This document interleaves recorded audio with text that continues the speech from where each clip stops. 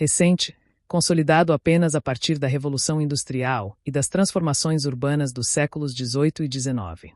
Durante a Idade Média, especialmente entre os séculos V e XV, a noção de comer ao amanhecer estava profundamente imbricada com calendários litúrgicos, hierarquias sociais, teorias médicas humoriais e ritmos de trabalho ditados pela luz solar. Não existia um conceito unificado de desayuno ou breakfast. Em vez disso, havia um mosaico de práticas alimentares matinais que variavam conforme a região, a classe, o ofício e a obediência religiosa. Explorar a primeira refeição do dia neste período exige abandonar anacronismos nutricionais e adentrar uma mentalidade onde o ato de ingerir alimentos antes do meio-dia era, inicialmente, objeto de desconfiança moral, depois de necessidade prática e finalmente, de aceitação social regulada. A influência da Igreja e da moral cristã foi o fator mais determinante na configuração dos hábitos matinais medievais. A teologia patrística e medieval herdou das tradições ascéticas orientais e romanas a convicção de que o jejum não era apenas uma privação alimentar, mas um exercício de domínio corporal que purificava a alma e a aproximava de Deus. Autores como Santo Agostinho, São João Crisóstomo e, posteriormente, São Tomás de Aquino, alertavam contra a gula matutina, considerando-a um sintoma de fraqueza espiritual e de desordem nos apetites. A estrutura das horas canônicas rege o ritmo diário.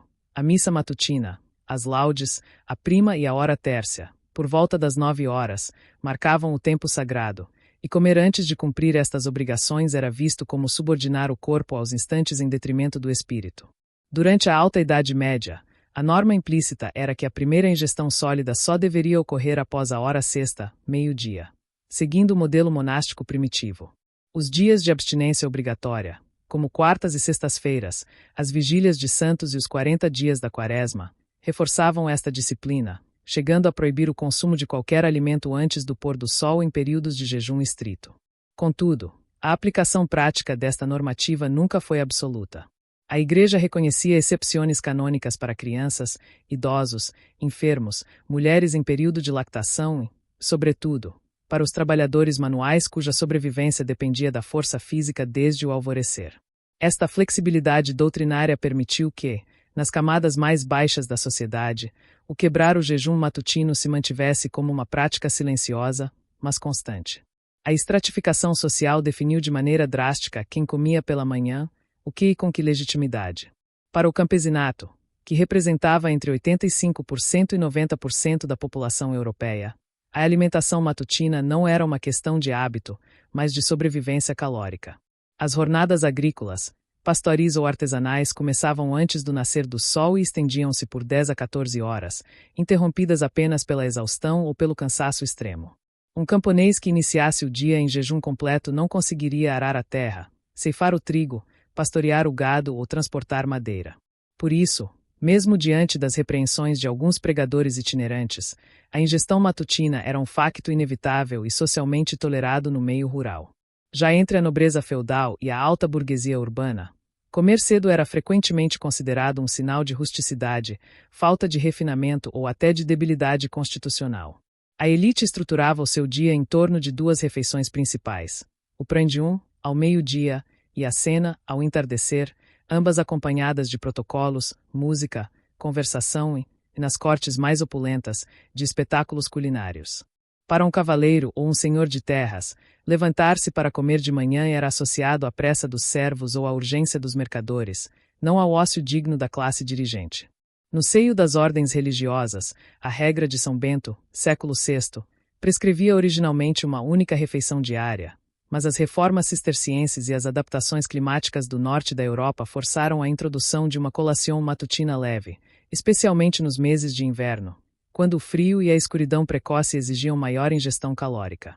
Esta dualidade revela como o acesso ao alimento e a percepção moral do mesmo estavam intrinsecamente ligados ao poder, à visibilidade social e à relação entre corpo e trabalho.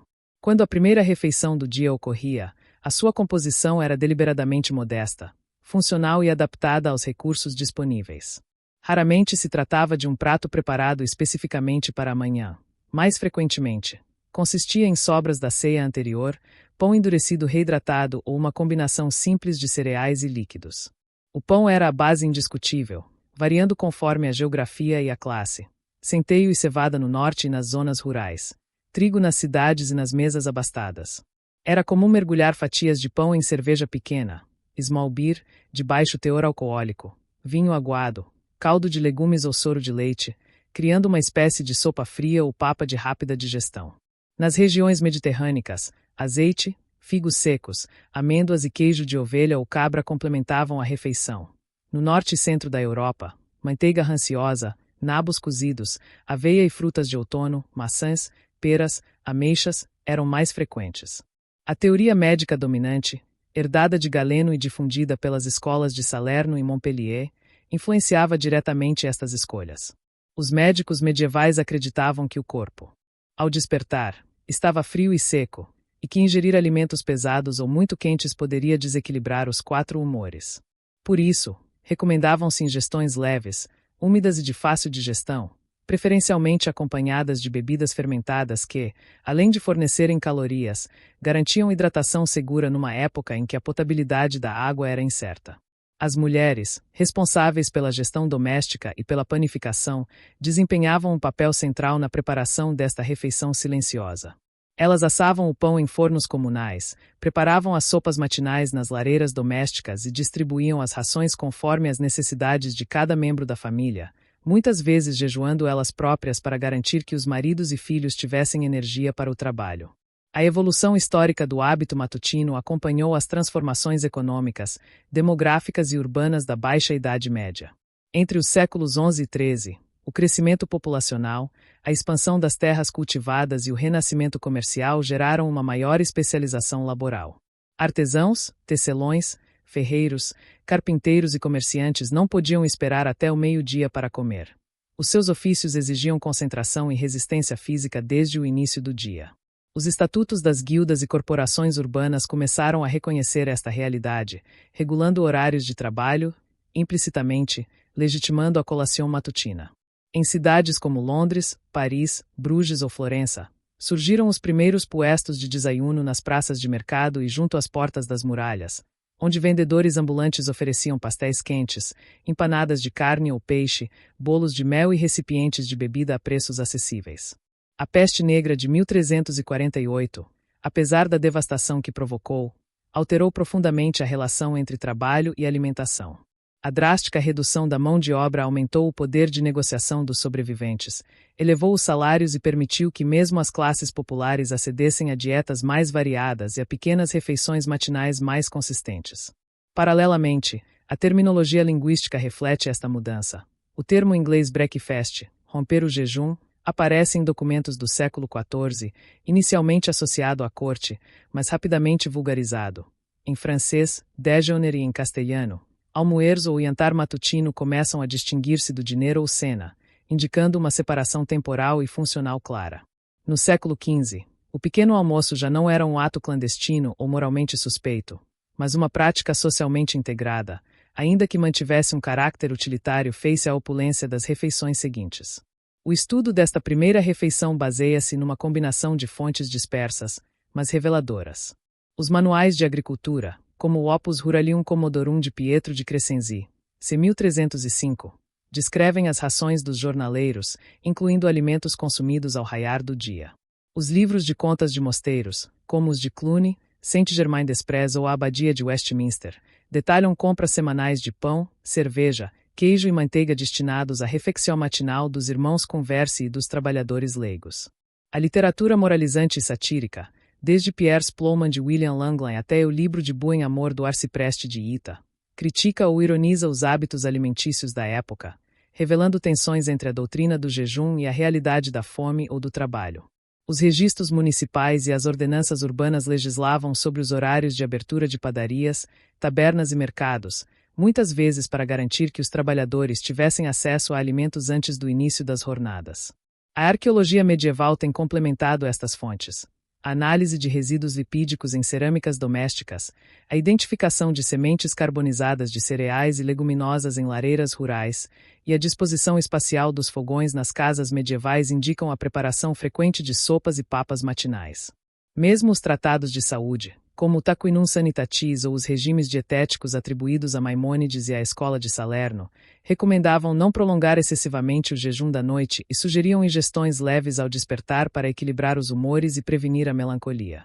Em síntese, a primeira refeição do dia na Idade Média não foi um vazio alimentar, nem uma invenção moderna projetada retroativamente no passado. Foi um ato profundamente contextualizado, moldado pela tensão entre a espiritualidade do jejum e a urgência da sobrevivência, entre a disciplina eclesiástica e a lógica do trabalho, entre a escassez sazonal e a adaptação prática.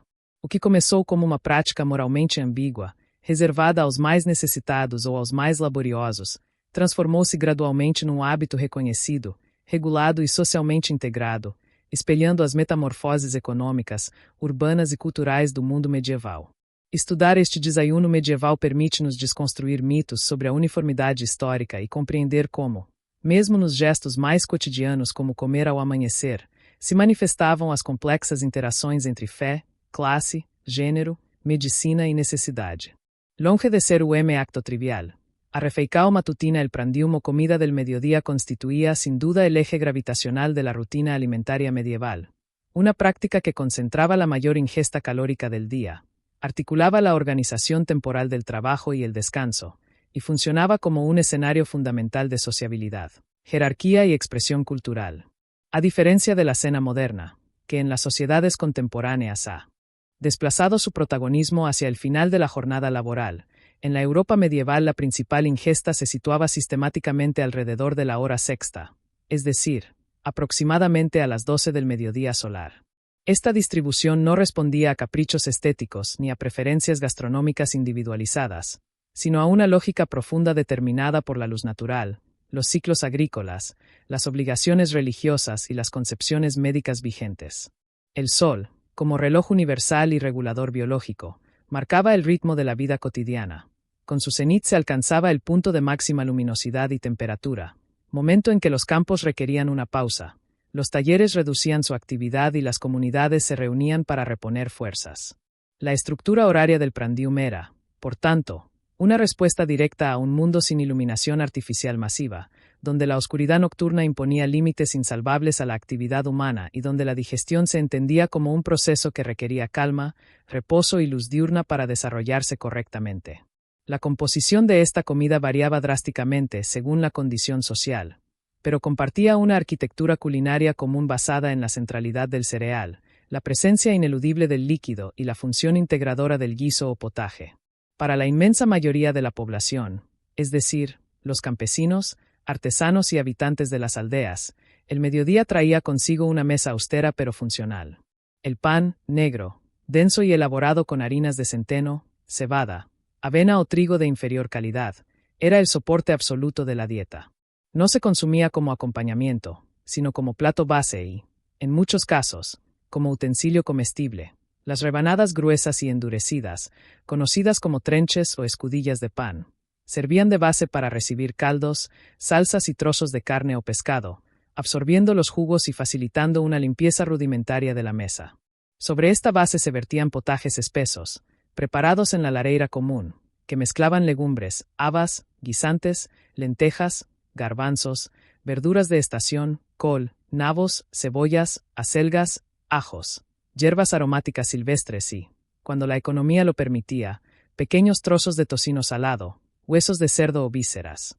Estos guisos, de cocción lenta y prolongada, no solo maximizaban los nutrientes disponibles y aprovechaban ingredientes de bajo costo, sino que respondían a la necesidad de aportar energía sostenida para las tardes de labor. En las regiones mediterráneas, el aceite de oliva sustituía a las grasas animales en la preparación, mientras que en el norte y centro de Europa la manteiga, el cebo y la manteca de cerdo dominaban la cocina cotidiana. Las bebidas que acompañaban el prandium eran, casi invariablemente, fermentadas y de bajo grado alcohólico. La cerveza pequeña en las zonas germánicas y británicas, el vino aguado o la piquette en Francia, y la sidra o el hidromiel diluido en otras regiones. El agua pura rara vez se bebía en las ciudades o cerca de núcleos poblados debido a la contaminación de pozos y ríos, y la tradición médica medieval desaconsejaba su consumo en exceso durante las comidas por considerarla fría y húmeda, capaz de apagar el calor digestivo necesario. En los estratos privilegiados, la comida del mediodía adquiría una dimensión ritual, política y simbólica que trascendía la mera nutrición. En los castillos, palacios y cortes feudales, el prandium era un acto de poder. La mesa se disponía según un estricto código de precedencia. El señor o el rey ocupaba la cabecera, elevado sobre una tarima, mientras los invitados y vasallos se distribuían en bancos corridos o mesas laterales según su rango.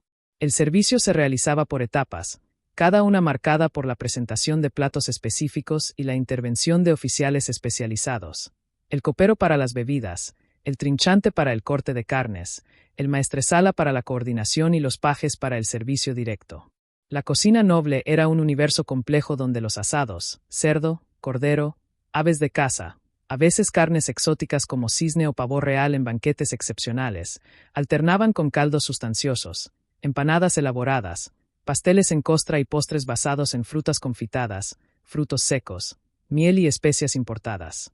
Estas últimas, como la pimienta, el clavo, la nuez moscada, la canela o el azafrán, no servían únicamente para enmascarar el sabor de carnes en descomposición, como erróneamente se ha popularizado, sino como marcadores de estatus, agentes digestivos según la teoría humoral y elementos de prestigio geopolítico. Su uso reflejaba la conexión de la élite con las rutas comerciales mediterráneas y orientales, y su combinación en salsas agridulces, basadas en vinagre, vino, miel y especias, respondía a la búsqueda de equilibrio gustativo y terapéutico. La teoría médica galénica, filtrada a través de las traducciones árabes y difundida por escuelas como la de Salerno o Montpellier, ejercía una influencia directa en la concepción y ejecución del prandium. Los médicos medievales entendían la digestión como una segunda cocción interna que requería calor natural del estómago. Por ello, la comida principal se situaba al mediodía. Cuando el cuerpo había completado el reposo nocturno, los humores estaban más equilibrados y la luz solar favorecía la actividad metabólica. Los alimentos se clasificaban según su temperatura, caliente, fría, húmeda, seca, y se combinaban estratégicamente para evitar desequilibrios que pudieran provocar enfermedades.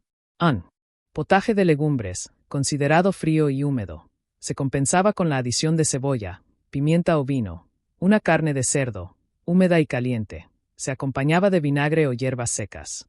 Esta lógica dietética no era exclusiva de la élite, sino que permeaba, en formas simplificadas, el saber popular transmitido oralmente y a través de almanaques, recetarios domésticos y consejos de curanderos.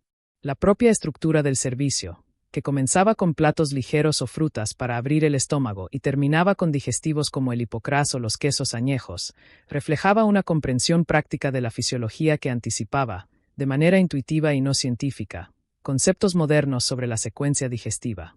El espacio donde se desarrollaba el prandium era tan importante como su contenido.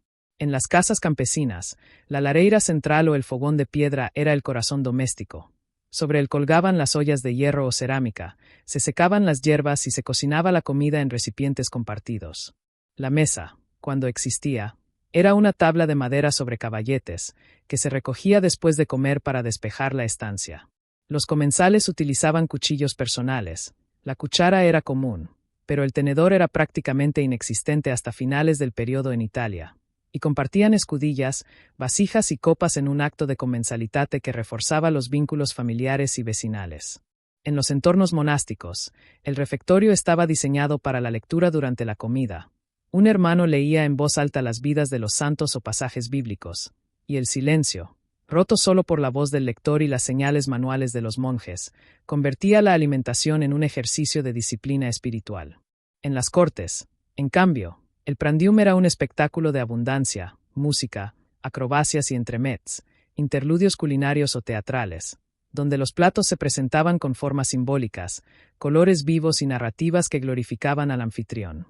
Las mujeres, aunque frecuentemente excluidas de la mesa noble en las capas altas, eran las arquitectas invisibles de este sistema. Dirigían las despensas, supervisaban la conservación de carnes saladas y ahumadas, elaboraban quesos, fermentaban bebidas y adaptaban las recetas según la estación y la disponibilidad de cosechas. La dimensión religiosa impregnaba cada aspecto de la comida del mediodía. El calendario litúrgico dictaba qué días se podía consumir carne y cuáles debían sustituirse por pescado, legumbres o verduras. Los miércoles, viernes, vigilia de festividades y los 40 días de Cuaresma imponían abstinencia de carne caliente, mamíferos y aves terrestres, lo que generaba una creatividad culinaria notable. Se desarrollaron técnicas para transformar la almendra en leche y mantequillas vegetales, se perfeccionaron recetas de pescado en salsas especiadas, y se popularizaron los guisos de garbanzos y espinacas. Incluso en días de permiso, la bendición de la mesa, las oraciones de acción de gracias y la práctica de la limosna, destinar parte de los alimentos a pobres o peregrinos, recordaban que la alimentación era un don divino que exigía gratitud y solidaridad.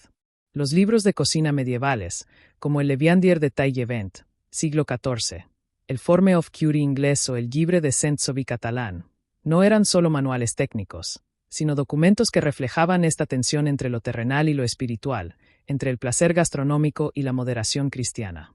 La Iglesia no condenaba el disfrute moderado de la comida, sino el exceso y el desperdicio, y numerosos sermones y tratados morales advertían contra la gula que alteraba el orden natural del cuerpo y la sociedad. Con el avance de la Baja Edad Media, el prandium experimentó transformaciones paralelas al crecimiento urbano, la monetización de la economía y la profesionalización de los oficios. En las ciudades, los trabajadores asalariados no podían regresar a casa a mediodía, lo que impulsó la aparición de tabernas, mesones y puestos de comida callejera donde se servían potajes, empanadas y pan con queso a precios accesibles. Los gremios regulaban los horarios de descanso y la calidad de los alimentos vendidos, y la documentación municipal registra multas por adulterar el pan o vender cerveza aguada. Paralelamente, la proliferación de recetarios escritos indica una mayor estandarización de técnicas y un interés creciente por la diversidad gustativa, anticipando la cocina moderna. La peste negra y las crisis demográficas del siglo XIV alteraron temporalmente los patrones de consumo, pero también aceleraron la movilidad social y el acceso a dietas más variadas, incluso en el mediodía. Los testimonios arqueológicos, como el análisis de residuos lipídicos en cerámicas urbanas y rurales, la identificación de semillas carbonizadas en fogones y la distribución espacial de vajillas en yacimientos domésticos, confirman la centralidad del guiso mediodiano como práctica transversal, adaptada a cada contexto pero unificada en su función social y biológica. En definitiva, la comida del mediodía medieval no fue un acto monolítico ni estático, sino un fenómeno dinámico, estratificado y profundamente significativo. Articuló el tiempo, el trabajo, la fe, la medicina y el poder en un solo momento del día. Su estudio revela cómo una sociedad sin refrigeración, sin transporte masivo ni globalización alimentaria, logró construir sistemas culinarios resilientes, adaptativos y cargados de sentido. El prandium fue, en esencia, el latido alimentario de la Edad Media, un recordatorio de que